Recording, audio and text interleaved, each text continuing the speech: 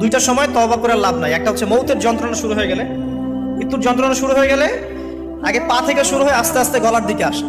হাদিসে যেমনটা এসেছে, সূরা ওয়াকিয়ার মধ্যেও আছে যে পায়ের দিক থেকে যন্ত্রণা শুরু হয়ে আস্তে আস্তে আস্তে আস্তে এই গলার দিকে আসে, এবং আত্মাটা গলার এখানে যখন চলে আসে, এখান থেকে মালাকুল মউত আত্মাটাকে নিয়ে চলে যায় এবং চোখ দিয়ে তাকিয়ে থাকে মানুষ।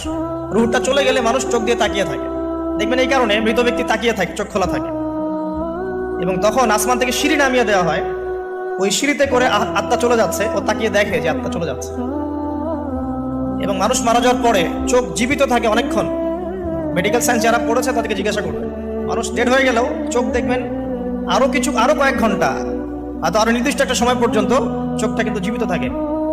এই জন্য চোখ বন্ধ করে দিতে হয়। যাই হোক, যেটা বলছিলাম যে মৌতের যন্ত্রণা শুরু হয়ে গেলে তওবা করে লাভ নাই, তওবার দরজা বন্ধ। আর পশ্চিম দিক থেকে সূর্য উঠে গেলে তওবা করে লাভ নাই, তওবার দরজা বন্ধ।